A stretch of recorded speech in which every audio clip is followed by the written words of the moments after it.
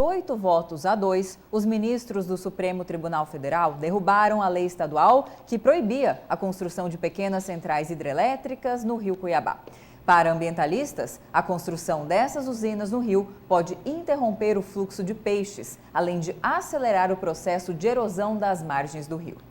E é para falar mais sobre esses impactos ambientais que está aqui ao vivo no estúdio do Jornal do Meio-Dia o pesquisador da Universidade Federal de Mato Grosso, Francisco de Arruda Machado, que todo mundo conhece como Chico Peixe.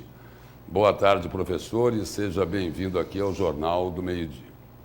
Muito obrigado, Lúcio. Muito obrigado, Camila. Boa tarde. Eu agradeço imensamente a possibilidade de esclarecer para esse meu povo. Eu sou cuiabano de nascimento, mas também para todo o estado de Mato Grosso, né? E desses 1.300.000 pessoas que vivem na bacia do Rio Cuiabá. Professor, além de pesquisador da Universidade Federal de Mato Grosso, o senhor é um defensor intransigente da preservação ambiental. Se essas usinas, porque isso daí agora vai depender da SEMA, se essas PCHs, pequenas centrais hidrelétricas, forem implantadas ao longo do Rio Cuiabá, é um exagero afirmar que teremos uma tragédia ambiental ou não é exagero?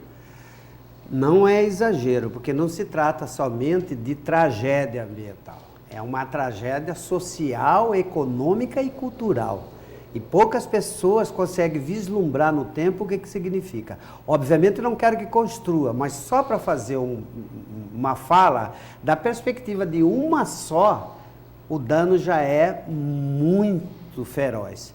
5, que é em cascata, uma na sequência da outra, em cerca de 100 quilômetros, você vai ter um aumento da área inundada, por menor que seja, mas os somatórios são para 6. Então, você tem criação de gado que depende nessa bacia, desse rio, adveio disso, pequenas plantações, mas muitas pessoas que têm a segurança alimentar que vem do rio, a partir de peixe principalmente, pescadores profissionais que vivem o seu modo de vida, o seu sustento a partir disso. Então, o caos, ele é ambiental porque você diminui isso que fala aí de sustentabilidade e só se sustenta com conhecimento.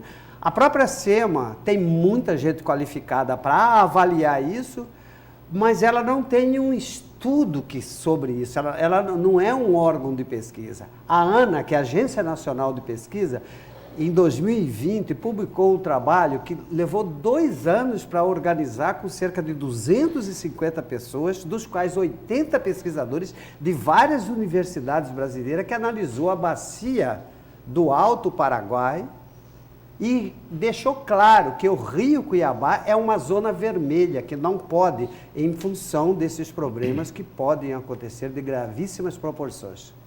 Professor, o governo do estado anunciou por meio da SEMA que vai criar uma comissão multidisciplinar com biólogos, engenheiros ambientais, civis e outros profissionais para justamente elaborar esse estudo acerca da possibilidade ou não de se autorizar, dar o licenciamento para 6 centrais, pequenas centrais hidrelétricas, não digo na totalidade, mas pelo menos alguma delas, serem construídas. O senhor acredita que este órgão, o executivo, teria, por meio dessa comissão, a capacidade de elaborar uma decisão técnica sobre isso ou não? O senhor acredita que, às vezes, interesses particulares possam falar mais alto nesses casos? Eu sempre imagino uma sociedade com qualidade de vida rendendo muito financeiramente para o Estado. Dessa perspectiva, eu não posso admitir que qualidade de vida, porque a gente vive num país de Estado de Direito democrático capitalista, possa significar somente lucro. Lucro tem que ser qualidade de vida para o povo. É óbvio que pessoas com qualificação, não se trata de questões ambientais somente da perspectiva biológica e ecológica da questão. Nós temos que ter economia. Eu espero que isso não seja feito somente para quem defende usinas, porque você fazer uma comissão de quem defende usinas, agora, se você fizer isso da perspectiva de pessoas com mínima consciência profissional de tudo isso que poderá acontecer, aí eu vejo como minimamente uma coisa boa. Que a responsabilidade agora está com a a SEMA, A né? responsabilidade constitucional hoje é da SEMA. O que foi feito foi somente considerar a lei como inconstitucional. Professor, o secretário de Estado do Meio Ambiente em exercício, Alex Marega, ele falou sobre esses processos em análise sobre a construção dessas usinas no Rio Cuiabá. A gente vai acompanhar o que ele falou para que o senhor depois comente. Vamos acompanhar. O que nós estamos tratando é desses 6 projetos, né, de PCHs que foram colocados para o Rio Cuiabá, a montante aqui de Cuiabá, né, do município de Cuiabá. E esses empreendimentos a SEMA não tinha tido autorização para fazer a análise técnica e emitir o seu parecer favorável ou não. Então, foi feito um acordo com o Ministério Público e o Poder Judiciário, do qual a SEMA vai fazer a análise desses processos. Foi constituída agora uma equipe, foi feita uma portaria, uma equipe que tem especialistas da SEMA, já com muita experiência em analisar esse tipo de empreendimento, e essa análise vai mostrar se é viável ou não do ponto de vista ambiental. Então, o que a SEMA analisa são os impactos ambientais desse tipo de empreendimento, e a SEMA vai dizer, então, no seu parecer muito fundamentado, porque a gente sabe que isso pode ter muitos questionamentos posteriores, né, tanto do empreendimento ou, né, de órgãos reguladores, né, dependendo da nossa decisão. Por isso, essa fundamentação vai ser feita de uma forma bem consistente, levando em consideração os principais e mais atuais estudos ambientais com relação à bacia do Rio Cuiabá que nós temos. Professor, tem um lobby enorme, uma pressão política gigantesca. E aí, o que é que vai acontecer lá na Secretaria do Meio Ambiente? A SEMA é um órgão que tem pessoas com qualificação ao licenciamento. A SEMA não tem pesquisadores que obtêm essas informações. Então, a base é o trabalho da ANA. Se a ANA já fez esse trabalho e colocou que o Rio Cuiabá não vai aqui nada contra usinas hidrelétricas, apesar que nós temos a solar e a eólica aí melhor. Então, não é nada disso. Nós estamos falando não construir aqui. E a SEMA cometeu o primeiro erro. Como que ela constitui uma comissão lá deles com 8 pessoas antes da derrubada da lei? Era necessário, né? Então, a SEMA agiu ao arrepio da lei nesse particular. A partir de agora, tudo bem. A inconstitucionalidade foi declarada.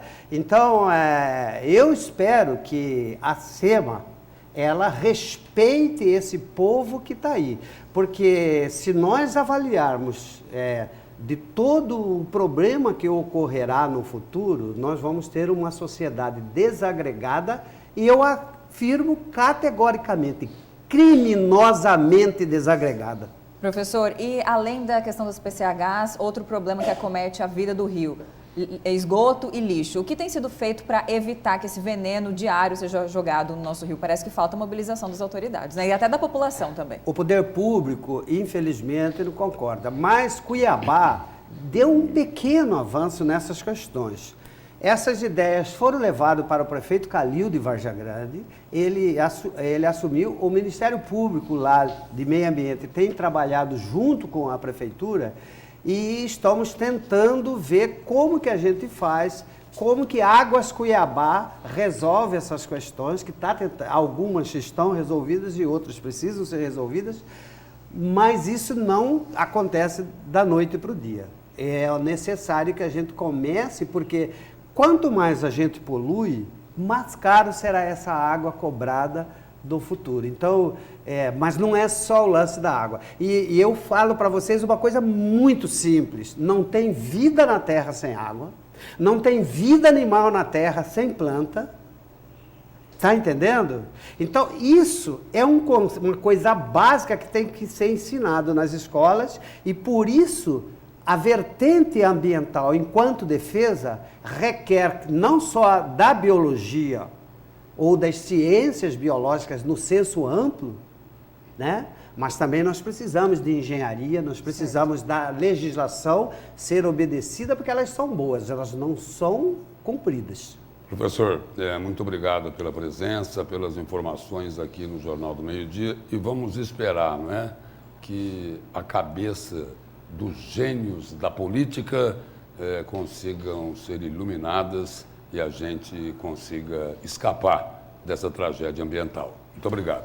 Obrigado a vocês e somente para concluir, né, eles não podem esquecer, e principalmente o governador que teve expressiva votação desses 1.300.000 habitantes, que ele esqueça desse povo agora, né? Obrigada, professor. Obrigado. E a